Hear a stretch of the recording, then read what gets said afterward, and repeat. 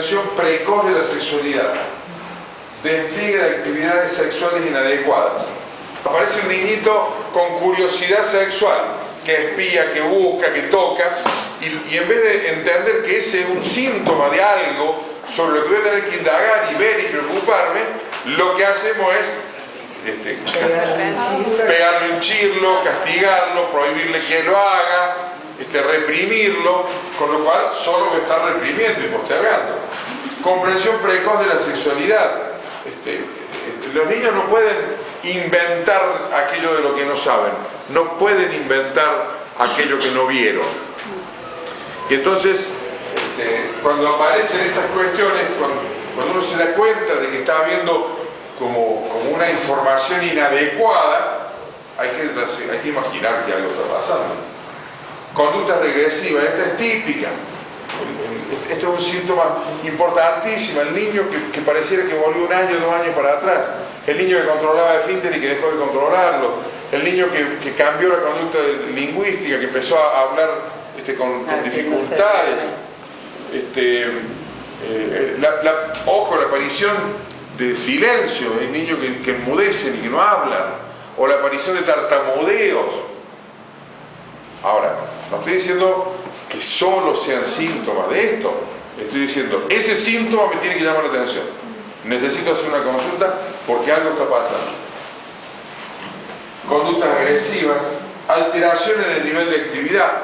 Un niño hiperactivo que de pronto se queda en un costadito y que no hay forma de hacerlo jugar, se quedó pasivo. O un niño pasivo que de pronto se pone extremadamente hiperactivo.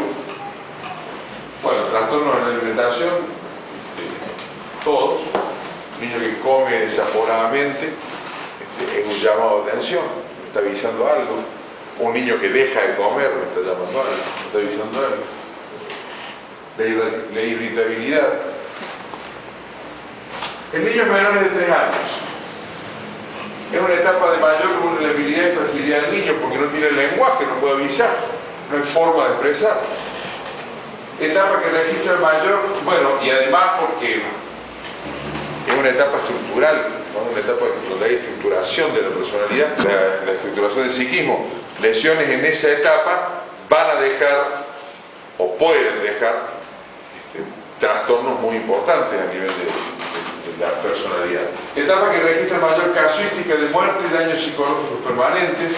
Etapa caracterizada por cambios acelerados en el crecimiento y desarrollo. La necesidad de protección y cuidado es igual a la nutricia. ¿Qué quiere decir esto? Es tan grave no darle de comer como dejarlo en malas manos o dejarlo desatendido. Es tan peligroso. La ausencia de un trato afectivo emocional protector que cura las necesidades del niño genera graves daños en el desarrollo físico y emocional. El primer año de vida es estructurante en el psiquismo del niño. De la relación fundamental madre-hijo depende la futura salud mental del niño. Entonces una mamá psicológicamente enferma, una mamá que cometiera aquellas cosas que nombraba Silvia recién, tales como el rechazo, como el aislamiento, como todas estas situaciones de agravio, van a dejar una huella lamentable en la construcción del psiquismo, ¿no? Puede producir un subdesarrollo del niño sin causa orgánica, consecuencias en el vocabulario, retraso en su adquisición, retraso en el desarrollo sintáctico y en la función de comunicación del lenguaje.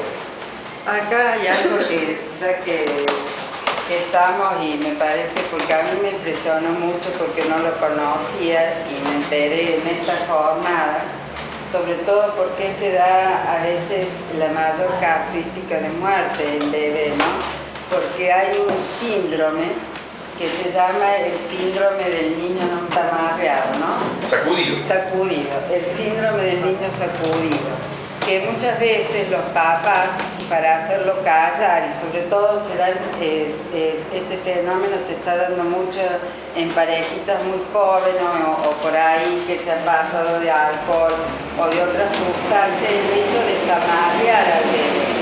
El bebé tiene entre el cráneo y su cerebro, que empieza a crecer gran cantidad de arterias y venas. y no tiene ninguna defensa, porque él no tiene movimientos para defenderse.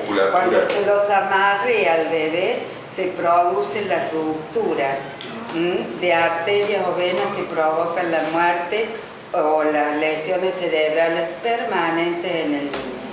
El síndrome del niño sacudido es algo que se habla muy poco en nuestro país. En España no se va ninguna mamá después de haber tenido su hijo sin que le den todas las explicaciones de por qué jamás debe sacudir a un bebé. Y con eso han logrado bajar el 40% de la mortalidad del niño por el síndrome del sacudimiento. En nuestro país, como ven, no hablamos de ese tema, sin embargo la mayoría de las muertes de bebés son por eso. Y sin llegar a la muerte, a veces son hemorragias intracraneales que se manifiestan con una importante derrame en los ojos y les cuento porque uno escucha estas cosas y dice, pero ¿será?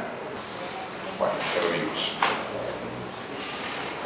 Niños preescolares. Desde lo psicológico en esta etapa deben consolidar conductas independientes. Comienzo de la comprensión de la responsabilidad.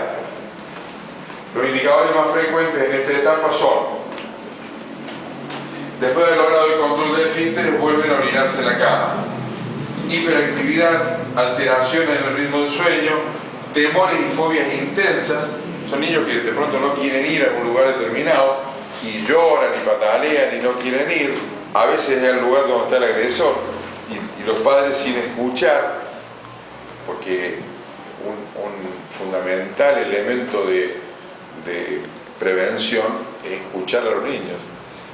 Conductas compulsivas, trastornos de aprendizaje, un lenguaje infantil que no evoluciona en tiempo y forma, evidencia de sexualidad precoz, curiosidad sexual inusual para la edad, masturbación compulsiva, a veces utilizando muñecos o objetos o parte del cuerpo de otras personas, introducción de elementos hasta producirse lesiones genitales.